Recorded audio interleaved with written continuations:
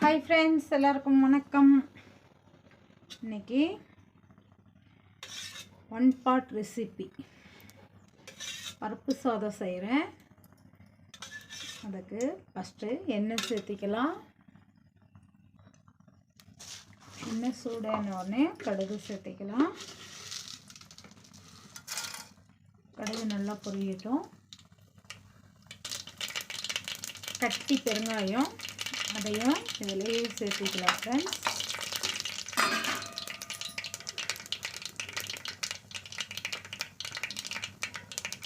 நறுக்கி வச்சிருக்கிற பூண்டு.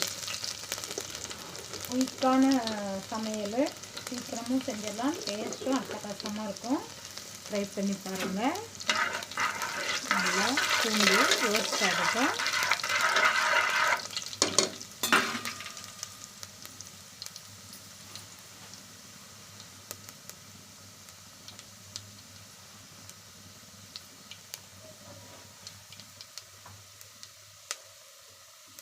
கருவேப்பிலை, 3 பச்சை மிளகாய், நறுக்கி வச்சிருக்கிற வெங்காயம்,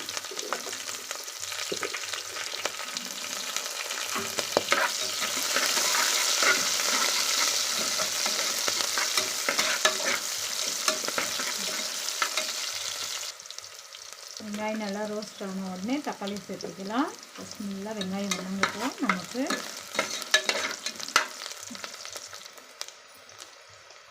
கட் பண்ணி வச்சுருக்கிற தக்காளி சேர்த்துடலாம்.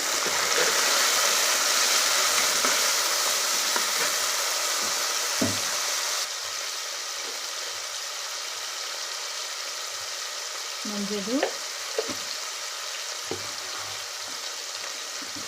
வீட்டில் அரைச்ச மிளகாய் தூள், காரத்துக்கு ஏற்ற அளவுக்கு சேர்த்துக்கலாம்.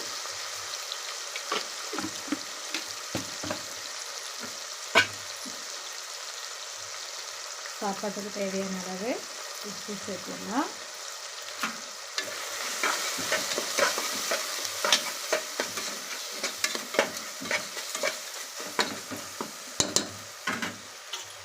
நான் 1 டம்ளர் அரிசிக்கு 1 டம்ளர் பருப்புனா எல்லா பருப்பும் மிக்ஸ் பண்ணி எடுத்துருக்கிறேன். மைசூர் பருப்பு, பாசி பருப்பு, துவரம் பருப்பு, 3 பருப்புமே மிக்ஸ் பண்ணி எடுத்துருக்கிறேன். அதையும் இதிலையே சேர்த்துடலாம். 1 டம்ளர் அரிசி, 1 டம்ளர் பருப்பு. உங்கள்கிட்ட என்ன பருப்பு இருக்கோ அந்த பருப்பை எடுத்துக்கோங்க.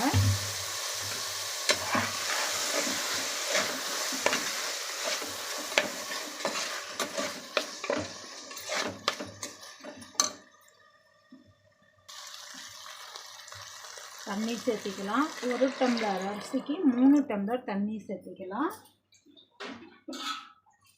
நமக்கு உருவம் தெரியாத அளவுக்கு நல்லா வேகணும். தண்ணி சேர்த்துட்டு உப்பு காரம் ஒரு முறை பார்த்துட்டு குக்கர் விசில் போட்டுடலாம். ஒரு 6 விசில் விட்டு எடுத்துக்கலாம்.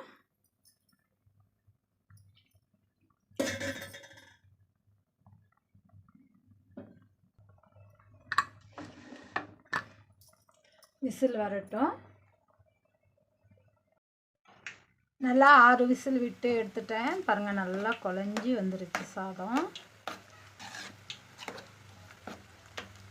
ரெடி பரிமாறுறதுக்கு. நல்லா சுட சுட பரிமாறிடலாம்.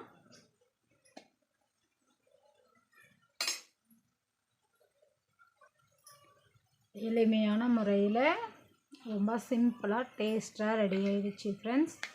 தொட்டுக்கிறதுக்கு உருளைக்கிழங்கு சிப்ஸு. நீங்களும் வீட்டில் ஒரு முறை சமைங்க, ருசிங்க. மறக்காமல் லைக் அண்ட் ஷேர் பண்ணுங்கள். பாய் உறவுகளே, அடுத்த வீடியோவில் சந்திக்கிறேன்.